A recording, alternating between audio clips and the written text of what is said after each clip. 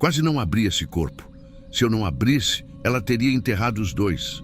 Era uma madrugada abafada de quarta-feira. O corpo chegou limpo. E eu não falo sem sujeira. Eu falo limpo demais. Sem odor, sem secreção, sem suor. Como se tivesse sido lavado com um cuidado específico. E não por alguém treinado. O nome no relatório era Jonas, 5 anos. Morte no sono, disseram. A mãe relatou que ele tinha jantado arroz com frango, vomitou no travesseiro e apagou. Tentaram reanimar, levaram para a UPA, mas não reagiu. A médica que atendeu não achou nada grave. Pulmão limpo, coração batia bem até parar. Chegou com um laudo pronto para arquivar como falência súbita. Nenhum histórico de convulsão, alergia, obstrução. Só que tinha uma coisa errada que ninguém viu. Ele parecia recém-tirado de um banho técnico. O lençol onde ele foi encontrado não veio. A roupa não veio. O vômito, segundo a mãe, foi jogado fora para não traumatizar ninguém. Eu pensei em liberar. Eu já vi dezenas de casos parecidos. Só que alguma coisa me puxou de volta. Talvez o jeito que o corpo foi deixado, a ausência total de agressão ou reação, era como se ele tivesse desligado. Decidi abrir. Primeiro ponto. A boca. A mucosa não mostrava desgaste, nem marcas de mordida.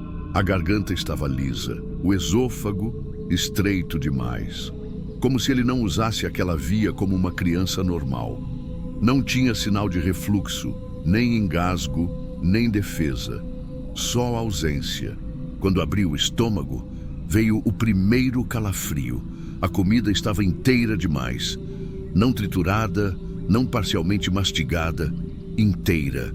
Arroz em blocos, pedaços de frango pressionados como se tivessem sido empurrados com força. E junto à comida, no fundo, um fio. Cirúrgico. Pensei que fosse algo acidental, mas quando puxei com a pinça veio mais linha. E no fim da linha, uma pequena gaze dobrada, encharcada, mas intacta. A partir dali, eu já não estava mais sozinho com aquele corpo. Tinha alguém escondido dentro dele. Continuei. O intestino médio parecia ter pontos, costuras internas, alinhadas, sem cicatriz externa. Era impossível. Quem fez aquilo sabia esconder. Ali dentro, entre os tecidos, encontrei um papel dobrado várias vezes. Já com o coração acelerado, abri.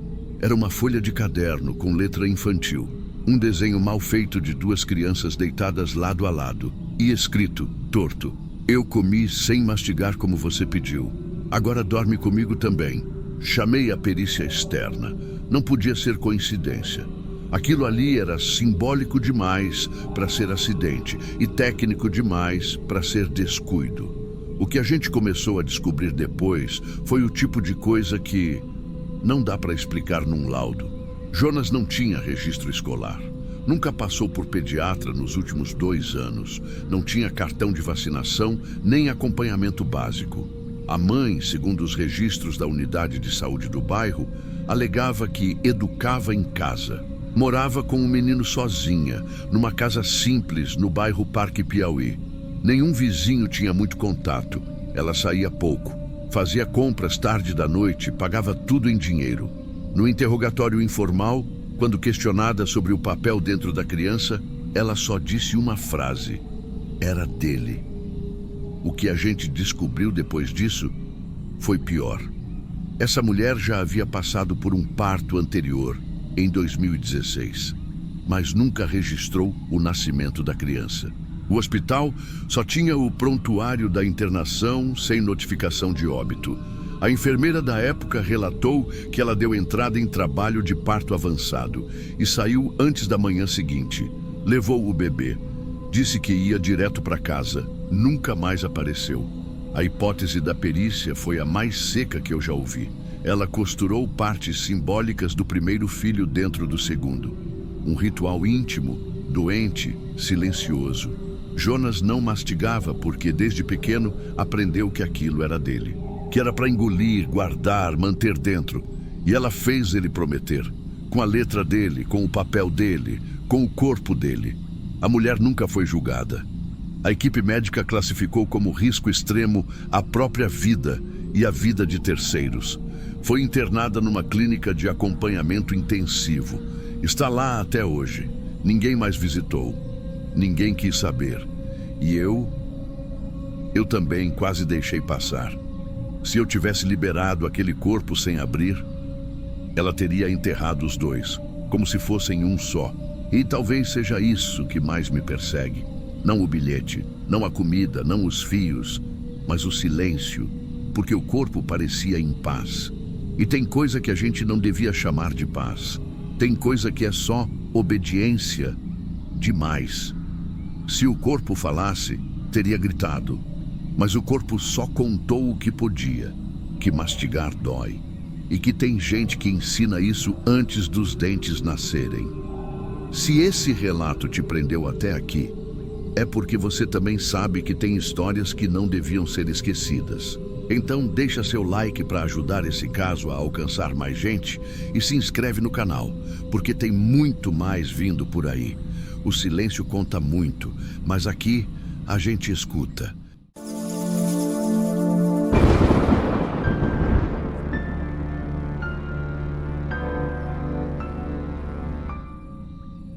Eu fui chamada só por precaução. O corpo já tinha sido reconhecido, liberado e o velório estava até marcado. Mulher, 40 anos, morte natural confirmada no hospital. Parada cardiorrespiratória. Estava tudo dentro do esperado. Só que, como ela tinha caído no banheiro durante o mal súbito e batido o rosto, o perito preferiu que eu desse uma olhada, só para registrar se a fratura era compatível com a queda. Nada mais. Quando abriram o saco na bancada e afastaram o lençol do rosto, me chamou a atenção o sorriso. Sim, o rosto da vítima tinha sido preparado. A tanatopraxia tinha feito um bom trabalho. Talvez até demais.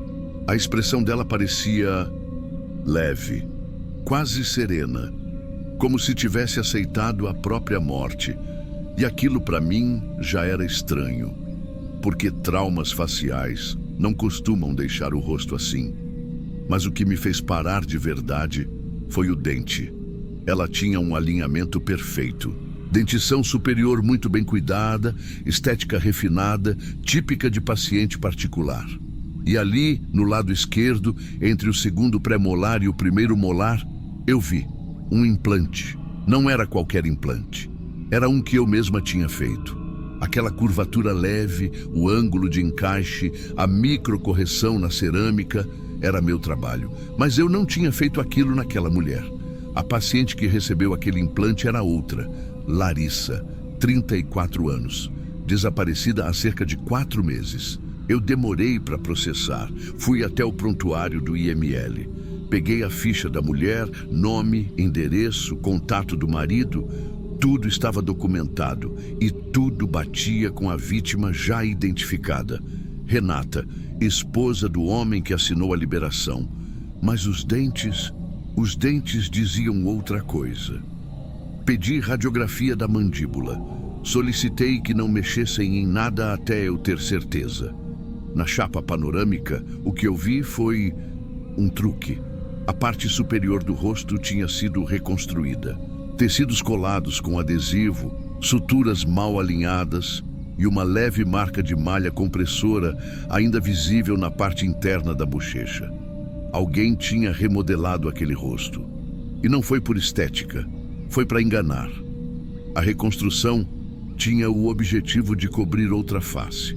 Usaram uma técnica simples, mas eficaz, para colar tecidos de outra mulher por cima da real. E eu entendi na hora. Aquela ali era Larissa, a desaparecida, mas com um rosto que não era dela. A arcada dentária não mentia. O implante era meu. O mais difícil foi explicar por que aquilo não era só um erro de documentação. Porque tínhamos papéis, tinha o laudo do hospital, tinha o marido dizendo que era a esposa, tinha até fotografia do RG, mas não tinha os dentes certos. E, para mim, era ali que a verdade morava. O diretor do IML pediu cautela. Pode ser coincidência, disseram. Talvez você tenha atendido a mulher antes e não lembrou. Mas eu lembrava bem demais. Larissa era uma paciente difícil. Tinha medo de anestesia.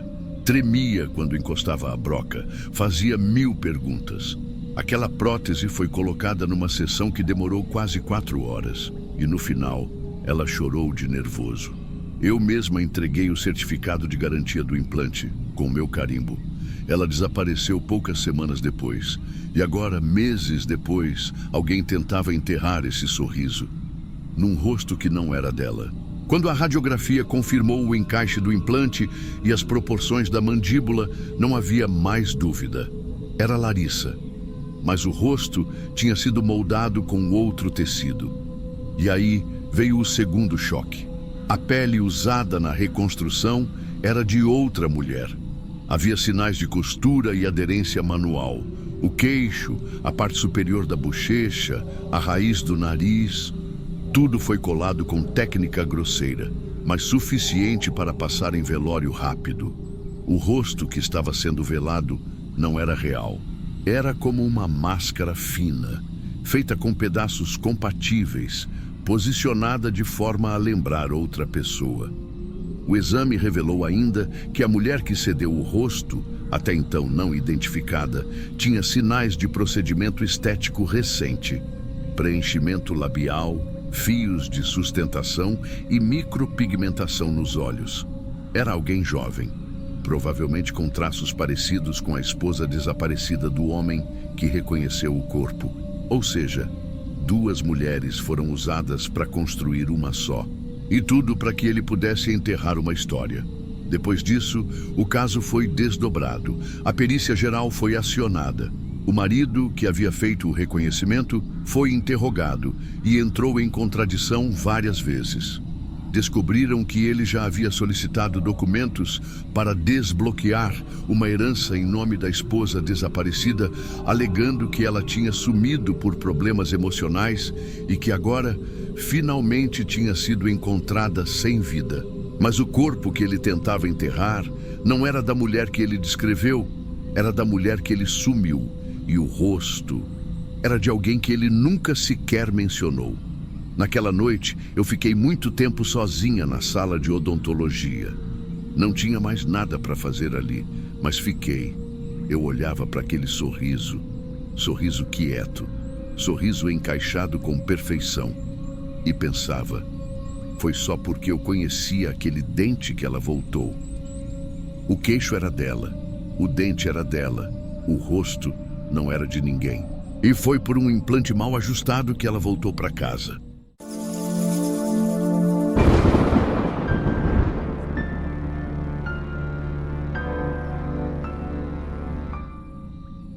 Estava no fim do plantão quando chamaram a gente. Interiorzão, sítio afastado, uns 40 minutos da cidade, chão batido, mato alto dos 2 lados. O tipo de lugar que você já chega sabendo que ninguém vai falar muito. Na central só disseram, masculino, 27 anos. Encontrado enforcado no quintal de casa. Fomos em 2, eu e o auxiliar. Chegando lá, já vi o cenário de longe. Família reunida perto da varanda, um dos policiais conversando baixo com o pai. O corpo ainda pendurado numa árvore fina, dessas meio tortas, com galho arqueado para o lado do galinheiro. A corda dava 2 voltas no pescoço e mais uma no galho. Corpo ainda vestido, camiseta branca, bermuda escura, pé descalço. Enquanto os policiais tiravam as fotos e liberavam o recolhimento, eu só observava. Tem coisa que não precisa de perícia para te deixar inquieto. O vento passava pelo quintal, os galhos mexiam, menos o da corda. Aquilo me ficou na cabeça. Mas beleza. Cena isolada, tudo protocolado. Pegamos o corpo, eu pela parte de cima, o auxiliar pelos pés. Só que na hora que a gente deita ele na maca, leve demais. Não no peso, no jeito. Um corpo sem vida pesa diferente. Ele não se ajuda. Cai, desaba. Esse aí parecia acompanhar o movimento. Braço que cede certinho. Cabeça que encaixa sem bater. Tronco que não balança nem para o lado. Tudo num encaixe que só acontece quando a pessoa ainda tenta parecer leve. mas ele já estava sem sinais. Olho vítreo, frio, boca entreaberta. Eu não disse nada. Nem era meu papel. Fiz o que tinha que fazer. Ensacamos, selamos, colocamos atrás. E aí começa o trajeto. Normalmente esse trecho leva uns 50 minutos. Com chuva passa de 1 hora. Naquele dia, o tempo estava nublado, mas seco. Pegamos a estrada de cascalho devagar, como sempre. Carregando alguém, você sente o peso no carro. E eu já carreguei de tudo. Corpo podre, inchado, aberto, queimado. Mas sempre quieto. Na segunda curva mais fechada, escutei um barulho. Baixo, tipo pano arrastando metal. Achei que podia ser o saco. Às vezes não prende direito na parte interna do compartimento e a gravidade vai empurrando nas curvas. Na terceira curva, o mesmo som, mas mais longo. Parecia o corpo se ajeitando, como se escorregasse para o lado certo, corrigindo a posição.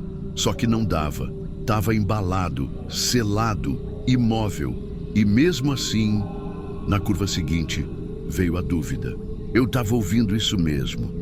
Ou queria ouvir. Parei no primeiro posto com o pátio vazio. Saí do carro, fui até a traseira. Olhei rápido para os lados, abri a tampa e puxei a bandeja de contenção só para conferir. O saco preto estava ali, com o lacre.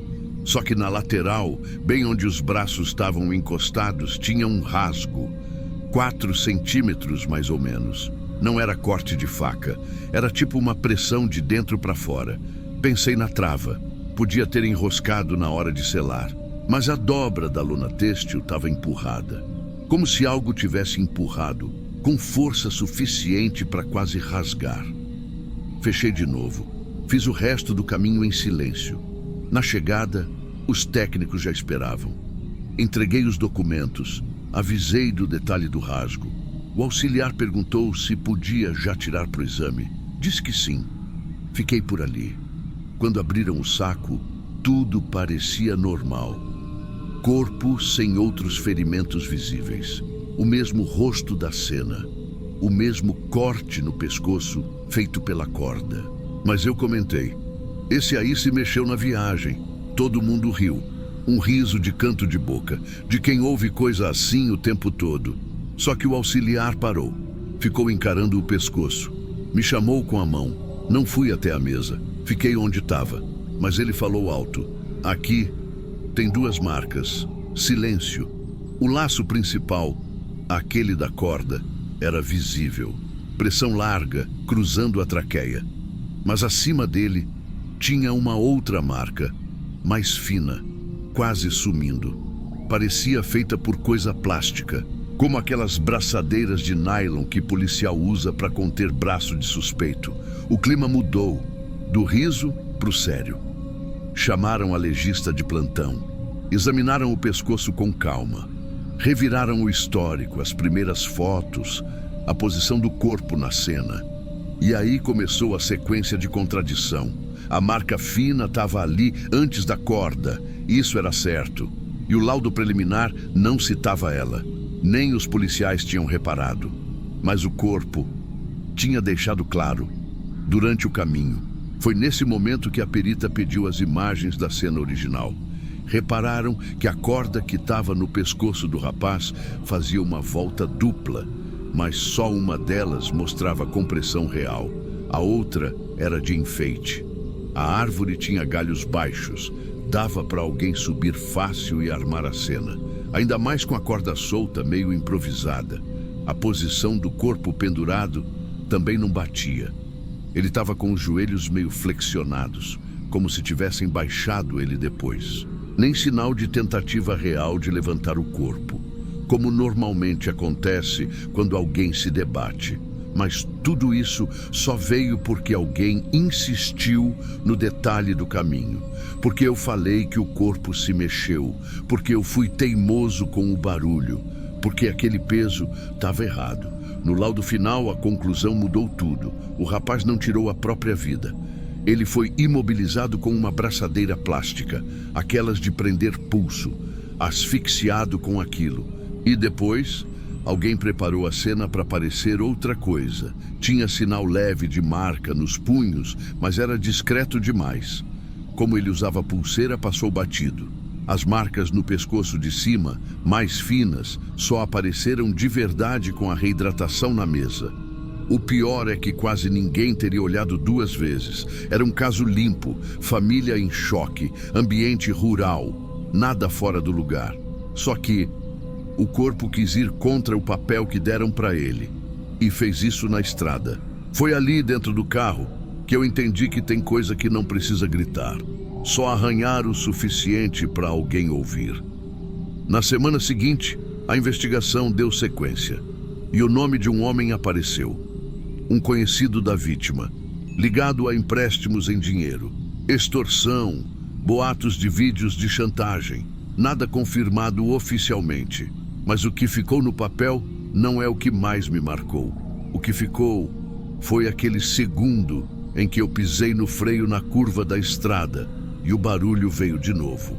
Aquela freada besta em que o saco plástico arranhou a estrutura metálica como se alguém tivesse empurrando de leve. E aquela parte do rasgo era para ser insignificante. Mas, se a gente não tivesse aberto ali, talvez não tivesse aparecido de novo. Não fui eu que descobri nada. Não sou técnico, não examino. Eu só levo. Mas com o tempo, a gente aprende a sentir o que é um corpo normal. Tem morto que fica quieto. Tem corpo que é só corpo. Mas esse aí parecia querer sair do próprio saco. Às vezes não é peso no braço, é no ouvido, é no meio do caminho. E por isso eu lembro mais dele do que dos que vieram sem cabeça, dos que vieram carbonizados, dos que vieram inchados ou sem nome, porque esse estava inteiro, mas não estava entregue. Teve gente que achou exagero, que achou que eu estava inventando coisa por causa do horário ou do cansaço. Mas eu sei o que ouvi. E não foi barulho de carro, foi o som de quem não queria ser deitado ainda. A perícia confirmou. A investigação seguiu, mas o que fez aquele corpo não sumir num papel assinado como tragédia pessoal foi o incômodo, foi o pequeno rasgo, foi o som nas curvas, foi um silêncio desajeitado demais para ser só silêncio. E isso eu nunca esqueci.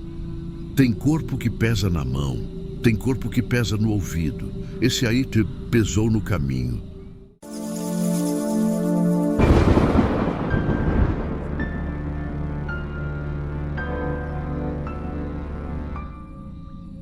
A primeira vez que pisei naquela casa, tive que olhar duas vezes para ter certeza de que era mesmo o lugar.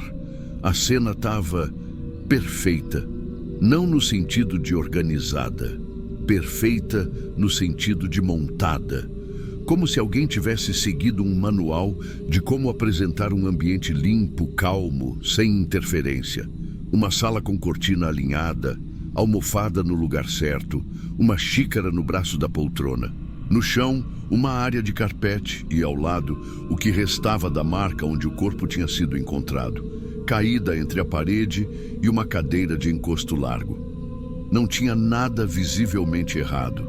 Nada. E isso para mim já era um problema.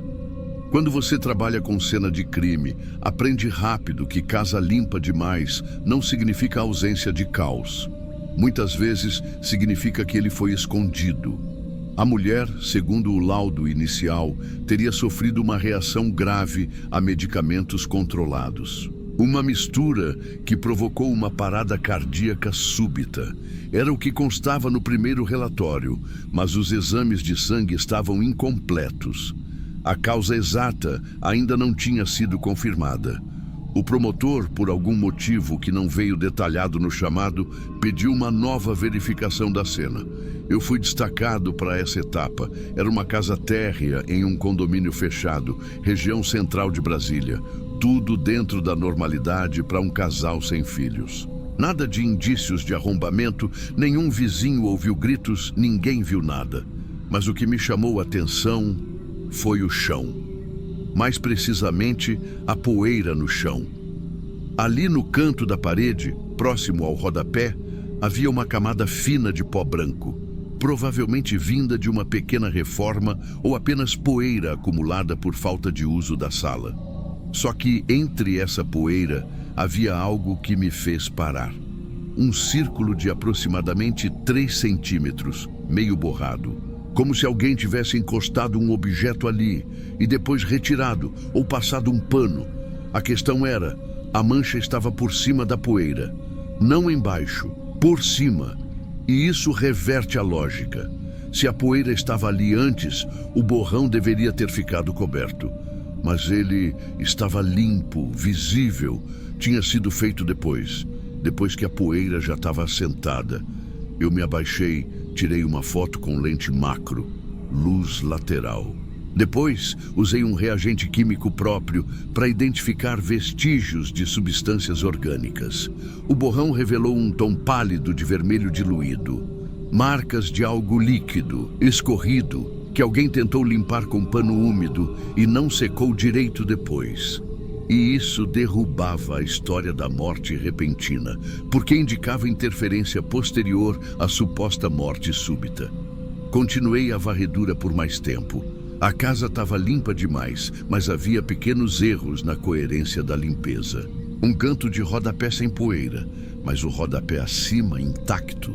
Um interruptor limpo, mas com a parede em volta ligeiramente empoeirada. Coisas que só quem treina o olho para reparar percebe. Solicitei com urgência o bloqueio da liberação do corpo. Pedi revisão completa do laudo e especifiquei: buscassem por sinais de compressão cervical, hemorragia interna localizada, qualquer sinal de obstrução respiratória que pudesse ser interpretada como acidental. Mas não era. 2 dias depois, o legista me ligou. A revisão mostrou micro-rupturas em capilares na lateral do pescoço. Hemorragia compatível com pressão contínua. Não era queda. Não era intoxicação, era obstrução, com algo macio. Provavelmente uma toalha ou pano espesso. Aquilo mudou tudo, porque a cena estava tão certinha que ninguém cogitou que ela pudesse ter sido manipulada. O próprio marido da vítima relatou ter saído para trabalhar antes das 5 da manhã, deixado a esposa dormindo e sido chamado horas depois por vizinhos, quando ela foi encontrada desacordada. A casa não tinha sinais de entrada forçada, nem câmera, nem alarme. Mas agora, a dúvida era: se a cena foi montada, onde estavam os rastros de quem encenou aquilo? Voltei à casa, dessa vez com autorização para vasculhar todos os cômodos. Comecei pelo banheiro. Nada. Depois, área de serviço. Tudo no lugar. Mas quando cheguei no cesto de roupas sujas, senti que tinha algo fora da sequência. Em meio a camisetas e meias emboladas, havia uma toalha de rosto, dobrada de forma estranha, como se tivesse sido pressionada por algo. Peguei com pinça, fotografei, embalei, e foi ali que apareceu a única falha no roteiro de quem tentou esconder tudo. A toalha ainda estava úmida. 2 dias depois da suposta morte, a toalha não devia mais reter umidade nenhuma. A umidade na toalha não fazia sentido. Mesmo dentro do cesto de roupas, mesmo dobrada, mesmo que tivesse sido usada no banho, 2 dias inteiros já tinham passado desde o momento da morte até minha chegada para a segunda perícia. E ela ainda estava levemente úmida. Enviei para o laboratório com 2 pedidos: análise de DNA e identificação de substâncias residuais, principalmente hemoglobina e epitélio. O laudo voltou em menos de 48 horas. Na parte central da toalha, a presença de hemoglobina humana. Não em grande quantidade, mas o suficiente para indicar contato com região com sangramento. Ao redor, partículas de pele. E nelas, 2 perfis genéticos. Um da vítima, o outro do marido. Foi como virar uma chave. O homem alegava ter saído de casa às 5 como fazia sempre, e não ter retornado em nenhum momento antes de ser avisado por telefone da suposta reação da esposa. Mas o telefone dele, naquele dia, estava sem geolocalização. A Polícia Civil solicitou as imagens de câmeras dos condomínios vizinhos. Em uma delas, às 6h23, um homem com as mesmas roupas descritas pelo marido aparece voltando a pé pela rua lateral do quarteirão, a menos de 200 metros da entrada dos fundos da casa. Ou seja, ele não apenas estava nas imediações, como também teve tempo de entrar, reorganizar o ambiente, colocar o corpo de volta na sala e limpar cuidadosamente tudo, menos aquela pequena mancha no canto por cima da poeira. E esquecer a toalha no cesto. Quando a polícia bateu a porta dele para fazer novas perguntas, ele desmoronou rápido. Não confessou com todas as palavras, mas também não sustentou mais a própria versão. Disse que discutiram na noite anterior, que ela tinha exagerado nos remédios e não respirava direito quando ele saiu. Que foi tudo um acidente, mas que ficou com medo e que só queria que parecesse menos grave do que foi. A perícia reclassificou a morte. A liberação do corpo foi cancelada e a história passou a tramitar como crime qualificado. Mas o que me prende nesse caso, até hoje, não foi o desfecho. Foi o detalhe, o erro que ninguém viu.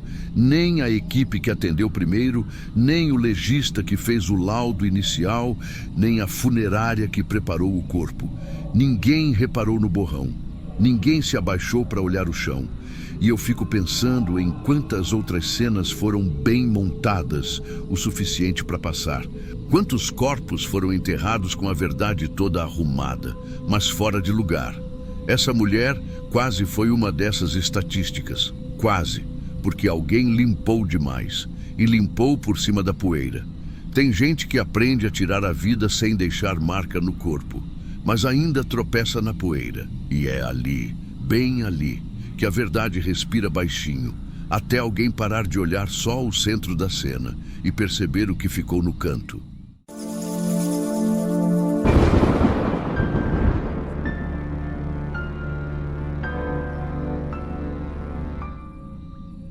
Eu já identifiquei gente que sobrou só o que coube numa sacola. Já consegui montar nome com 3 falanges inteiras. Mas dessa vez foi um dedo. Só um. E ele não chegou com o corpo. Esse caso apareceu numa manhã qualquer. Corpo carbonizado, interior de carro, zona rural entre Itapecerica e Embu. Aquela estrada que a gente já sabe o que costuma significar quando o carro tá parado demais e ninguém viu nada. Homem, aparentando uns 40 e poucos.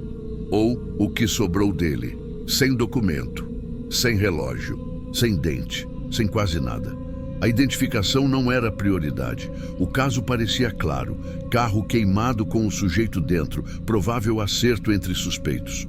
O corpo era o que restava de alguém que alguém queria esquecer. Só que quando fui examinar as mãos, as digitais tinham ido embora no fogo, como sempre acontece. Mas o que chamou a atenção não foi o que tinha, foi o que faltava. O polegar direito tinha sido removido antes da carbonização. Não era efeito do calor, nem trauma de acidente. Foi um corte limpo. A base do osso ainda tinha marcas do que parecia bisturi ou instrumento cirúrgico, como se alguém tivesse tirado o dedo certo antes de acender o fogo. Aquilo me travou, porque esse tipo de coisa não é comum nem em casos com requinte. Geralmente o queima tudo, joga longe, desaparece. Ninguém se dá ao trabalho de extrair uma parte antes da destruição, muito menos um dedo. Anotei, fotografei, registrei no laudo como ausência de segmento. Mas aquilo ficou martelando. Quem tirou? E por quê? 2 dias depois, a história virou outra. Chegou um envelope, sem remetente, sem marca, papel pardo comum. Veio da Agência Central dos Correios, entregue direto no setor de identificação. Não tinha protocolo, nem identificação do servidor que recebeu. Dentro tinha um frasco de soro fisiológico e dentro do frasco um dedo, polegar direito, decepado com cuidado, ainda conservado. Junto tinha um papel. Se a família ainda se importa, eles vão saber quem é. Era a letra de canhoto, irregular, letra de quem não escreve muito. Mas o papel era novo. Nenhuma digital externa, nenhuma pista visível, só o dedo. A primeira coisa que pensei foi: é dele. Peguei a ficha do corpo calcinado. Cruzei as imagens com o segmento enviado. Tamanho, coloração óssea, padrão de corte, batida perfeita. Preparei o dedo. Mesmo conservado no soro, as digitais estavam parcialmente preservadas. Usei reagente próprio. Fotografei em infravermelho. Fiz a digital completa do polegar. Rodei no Banco Nacional. Deu match. Nome: Antônio Fernandes. Identidade registrada em Campinas. Última movimentação oficial há 5 anos. Profissão: microempresário. Acusado de fraude envolvendo documento e abertura de empresas fictícias. Na época, a família alegou que ele tinha ido viajar e perdido contato. O sumiço tinha sido interpretado como fuga, mas ele estava ali, ou o que restou. Mandei ofício para a delegacia responsável. Reabertura imediata de investigação. O corpo, antes sem nome, agora tinha uma história, e ela era feia. A parte mais bizarra ainda viria depois, porque ao levantar o histórico de Antônio, o nome dele estava ativo em diversas bases. Movimentações bancárias recentes, cadastro de imposto, até um pedido de financiamento. Antônio, aparentemente, ainda estava vivo, ou alguém estava usando o nome dele. Quando a polícia puxou os registros com calma, veio o choque. Quem usava o nome Antônio Fernandes nos últimos 5 anos era o próprio irmão dele, ou pelo menos era como o homem se apresentava. Só que não tinha parentesco nenhum. Aquele irmão era, na verdade, um cúmplice antigo do Antônio Real, que assumiu a identidade dele depois do sumiço. Durante anos, ele viveu como se fosse o Antônio, frequentou repartições, assinou documentos, comprou carro, usou o CPF. Fez tudo como se fosse o morto, porque ele sabia que o verdadeiro Antônio não voltaria mais. Acontece que ele quis sumir de novo.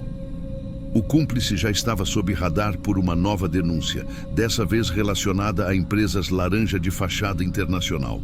Se Antônio caísse, ele ia cair também. Então, resolveram matar Antônio. Mas havia um detalhe: o Antônio verdadeiro ainda existia. Fora mantido em algum lugar. Talvez submisso, talvez chantageado, talvez dopado.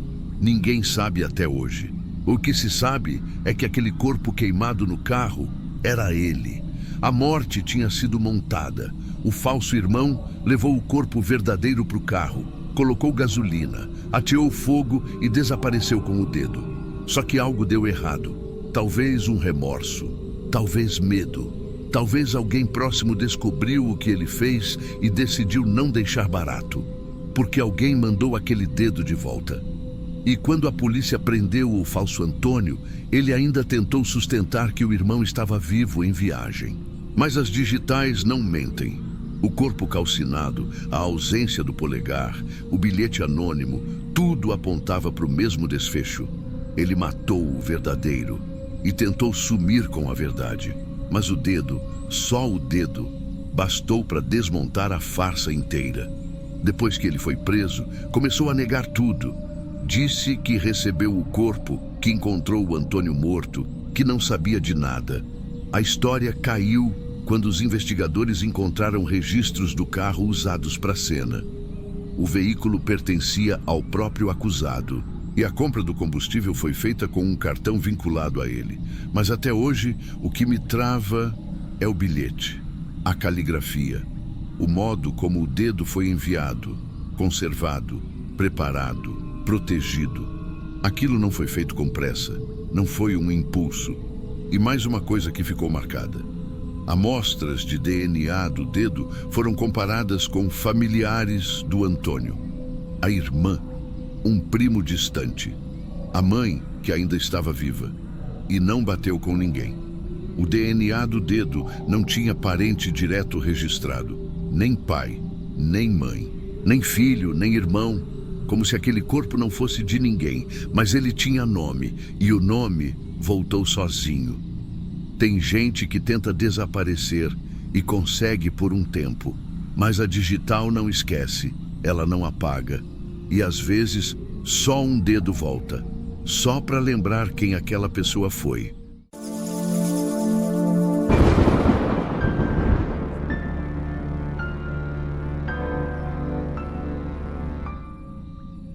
Quinta-feira, finalzinho de tarde. Era um daqueles dias em que você já decorou o peso dos horários, o que já chegou, o que ainda falta vir, o que não vai mais vir. Eu desci para a câmara fria mais por hábito do que por necessidade, só para garantir que estava tudo no lugar, que não ia ter surpresa na hora de fechar o plantão. Tinha 5 corpos no sistema, todos devidamente etiquetados, registrados, com ficha aberta. Um atropelamento, 2 achados em via pública, um caso de violência grave e uma morte súbita em domicílio. Tudo dentro do que é o comum pra gente. Só que quando abri a porta da segunda gaveta da fileira do fundo, tinha um 6º corpo. E não era erro de ordem, não era confusão de horário. A etiqueta do saco era do modelo antigo, aquele bege, que a gente parou de usar fazia 3 meses. E o nome, se é que dava para chamar de nome, era só um número rabiscado de caneta azul. Não tinha entrada no sistema, não tinha protocolo, não tinha a assinatura de ninguém, como se tivesse aparecido ali por conta própria. Puxei a ficha da câmara, nada. Fui até a mesa da chefia do turno, ninguém tinha autorizado mais nada. Fui conferir as câmeras. A do setor estava desligada desde as 9 da manhã, por conta de uma manutenção na rede. Ficou um buraco de 9 horas, justo hoje. Corpo masculino, aparentando uns 50 anos. Porte médio. Rosto calmo, limpo. Nenhum sinal externo de agressão ou desordem. Roupas descartadas corretamente. Tudo parecia certo, se não fosse pelo simples fato de ele não constar em lugar nenhum. Mesmo assim, a ordem foi direta. Prepara para necropsia. Se tá ali, é porque alguém mandou. Eu faço isso há 17 anos. Já abri mais de 6.000 corpos com essa mão aqui. E se tem uma coisa que aprendi, é que corpo limpo demais me deixa desconfiado. A pele da barriga estava lisa, sem hematoma, sem rigidez incomum. Mas tinha uma tensão esquisita no tecido subcutâneo, como se fosse uma cicatriz reaberta. Meti o bisturi devagar, e o que tinha ali dentro não devia estar em corpo nenhum. O estômago não estava lá. No lugar, gaze. Gaze seca, antiga, costurada com linha preta. E onde devia estar o fígado, tinha arame farpado. A primeira reação foi pensar numa brincadeira de mau gosto. Mas ali não tem disso, a gente trabalha em silêncio. O máximo que um faz é tomar café antes do outro. Fechei o corte, costurei de volta, chamei o legista. Veio, olhou, abriu de novo e confirmou. Aquele corpo já tinha sido aberto antes. Não por animal, não por acidente. Foi aberto, manipulado e fechado de volta por alguém que sabia onde mexer. Alguém reencenou uma necropsia, do tipo que engana se ninguém olhar direito. E dessa vez, a gente olhou. Subimos tudo para o sistema de arquivos do último ano. Cada corpo necropsiado, cada ficha registrada, cada liberação feita. Usamos a cicatriz como guia, a arcada como confirmação. E foi aí que apareceu. 6 meses antes, mesmo homem, mesmo corte, mesmo rosto, causa da morte, ataque com objeto cortante, procedimento de rotina. O corpo foi liberado, entregue à funerária, sepultado como indigente pelo serviço da prefeitura. A documentação estava toda lá, mas agora ele estava de volta. Sem documento, sem papel, sem caixão, e ninguém soube explicar como. Entramos em contato com a funerária responsável. A investigação foi rápida, porque não era a primeira denúncia. Eles quebraram. Confessaram que, por fora, estavam vendendo corpos para uma clínica clandestina em outro bairro. Gente que estudava, testava, trabalhava com o que devia estar enterrado. Alguns corpos eram cremados, outros descartados, outros reaproveitados. E teve um, pelo menos, que foi devolvido, o da gaveta. A história foi abafada, a clínica foi desativada, mas ninguém foi preso. No fim, sobrou só o corpo. A gente repetiu a necropsia, agora oficialmente. Registramos como caso excepcional. Causa da morte, a mesma da primeira vez, mas com um laudo a mais. O corpo apresentava manipulação não autorizada após o primeiro exame. Desde aquele dia, eu nunca mais abri ninguém do mesmo jeito. E o que me dá calafrio, o que me tirou do automático, não foi o arame no lugar do fígado. Foi a sensação de que eu estava terminando o serviço de outro. Depois daquele dia, tudo que era repetição virou dúvida. Você acha que conhece os sinais. A rigidez, a coloração, o tempo de resposta do corpo. Mas quando você abre alguém e encontra coisa que não pertence a nenhum manual, o que sobra não é pavor, é um tipo de recuo. De saber que o que você faz, por mais técnico que pareça, ainda pode ser violado por fora. Voltei na câmara fria alguns dias depois, sozinho. Queria ver de novo o número rabiscado na etiqueta. Não sei porquê. Só queria confirmar se aquilo tinha mesmo acontecido. Mas o saco já não estava mais lá. Foi descartado. Lavaram a gaveta. Tiraram qualquer vestígio. Mas a sensação, essa ficou. Falei com um colega mais velho. Um que está lá desde os anos 90, quando ainda usavam gelo para segurar corpo em época de apagão.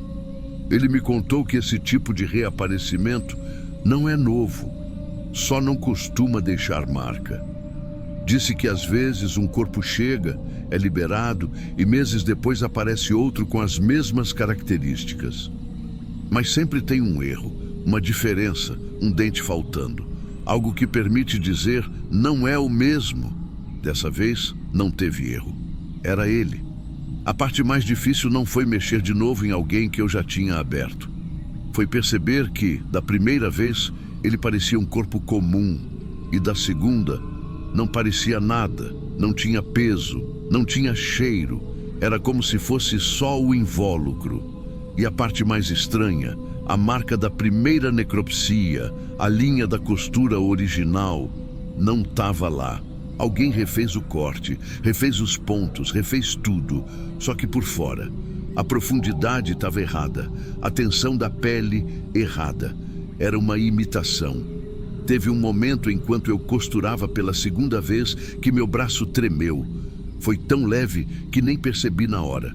Mas o ponto saiu torto e mesmo assim deixei. Eu que sempre fecho reto. Sempre. Deixei o ponto torto porque senti que aquela costura não era minha, nem devia ser. Talvez era isso que o corpo queria, ficar imperfeito, incompleto. Depois disso, comecei a reparar mais. Teve outro corpo, semanas depois, que chegou com ficha certa, tudo certinho. Mas as palmas da mão estavam limpas demais. Sem mancha, sem resíduo, sem marca do que ele teria feito antes de morrer. Pode ser coincidência. Pode ser, mas ficou a dúvida. Será que foi só aquele um? Ou será que a gente já passou por outros e não percebeu? Afinal, quem mais teria coragem de olhar de verdade? Não falei nada para minha família, nem para minha mulher, nem para os colegas mais próximos, porque não é coisa que se diz, é coisa que fica. Tem gente que acha que o que apavora aqui dentro são os corpos, mas não é. É quando a gente percebe que pode estar abrindo uma mentira, feita com a mesma carne, o mesmo osso, o mesmo rosto. Mas com um sentido diferente. Fui atrás da certidão de óbito da primeira passagem desse homem. Peguei o nome, a idade, o endereço que tinham colocado. Era uma rua de vila, daquelas sem número direito, sem CEP. Fui lá um dia no sábado, só para ver. Não falei com ninguém, só olhei. O que me pegou não foi a casa, nem o lugar. Foi que tinha uma mulher na porta, lavando o chão da varanda com a mesma marca de sabão que a gente usa na mesa de necropsia. O cheiro era igual, exatamente igual. Voltei para o carro e fui embora. Não tirei foto, não anotei nada, só voltei. E nunca mais fui. Teve um tempo em que eu achava que meu trabalho era respeitar o morto. Depois, entendi que era respeitar quem fica. Mas hoje eu acho que minha função é evitar que alguém seja reaberto. Porque a pior coisa que pode acontecer com um corpo não é ele ter perdido a vida, é ele perder a paz. A gente não fala disso por aqui, mas de vez em quando o plantão fica quieto demais, alguém comenta, teve um que voltou, e ninguém pergunta mais nada, nem tenta saber. Porque se tem uma coisa que todo mundo aqui aprendeu, é que tem corpo que volta não porque alguém errou, mas porque alguém quis que ele voltasse. Eu sei o que é abrir alguém, mas aquele corpo, ele já tinha sido aberto com outra intenção, e quando fechei de novo, parecia que eu estava terminando o serviço de outro.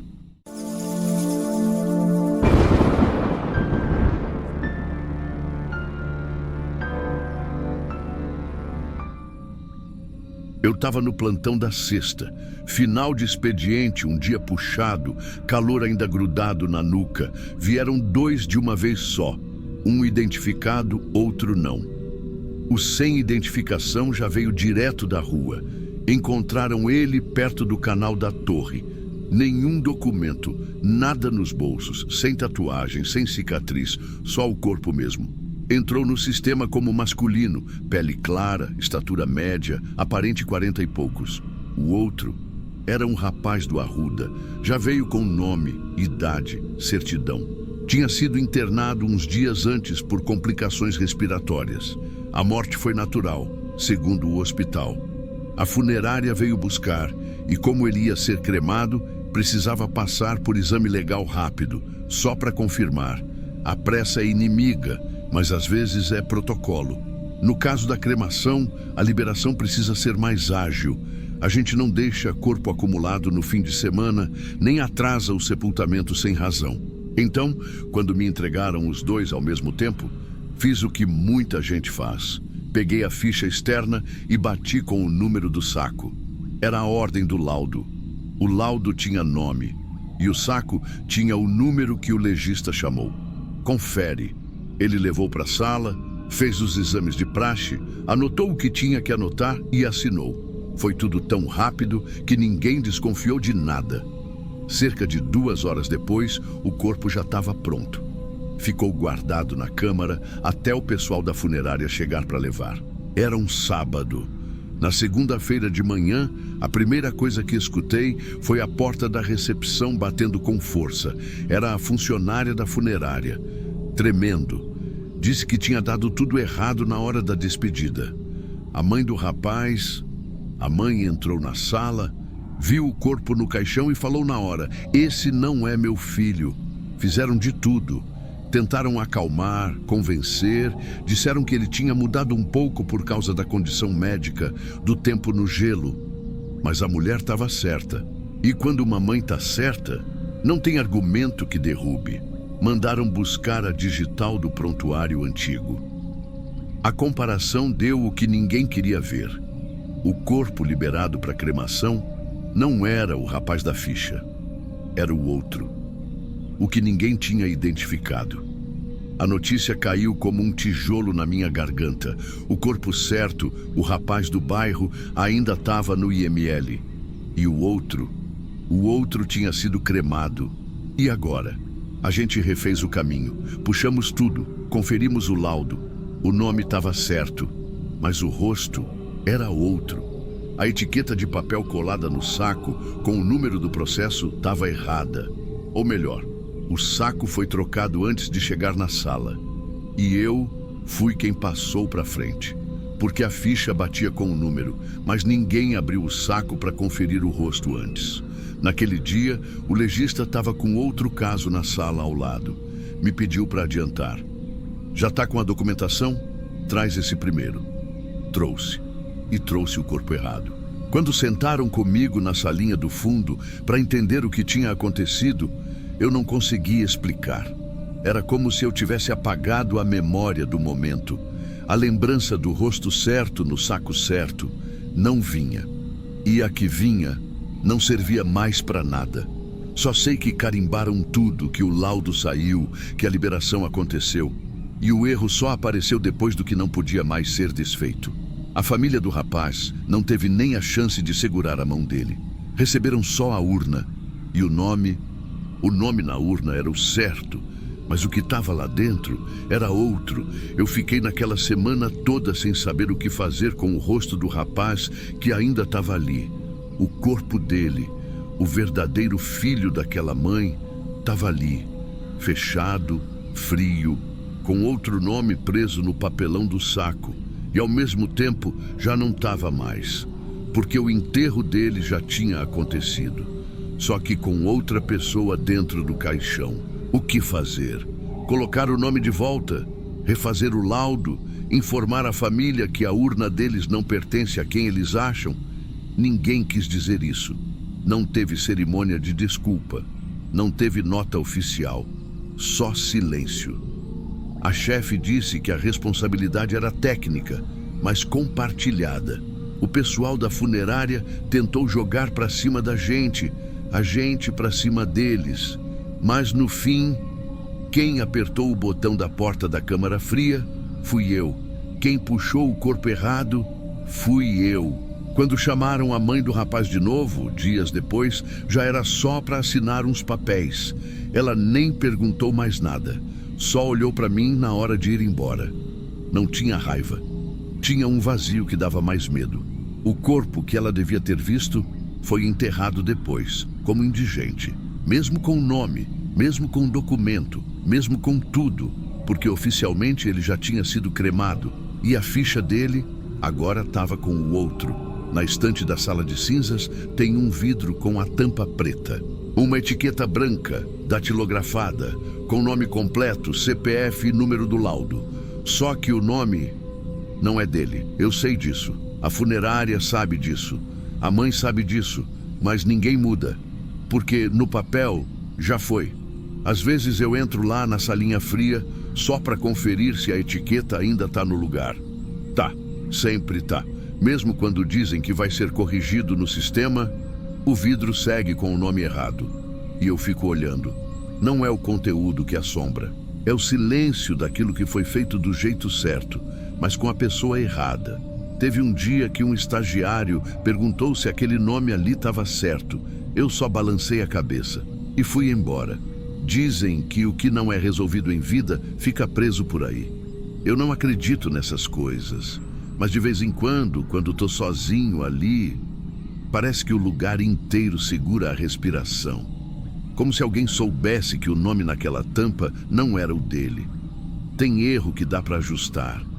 Tem erro que dá para explicar. Esse não, porque não tem como desfazer. O rosto certo nunca foi visto. O corpo certo nunca foi chamado pelo nome. E a cinza nunca vai dizer quem ela foi. Corpo errado, laudo certo, nome certo, rosto errado. E tudo carimbado. Se ninguém tivesse chorado, a gente nunca ia perceber. E talvez nem ele.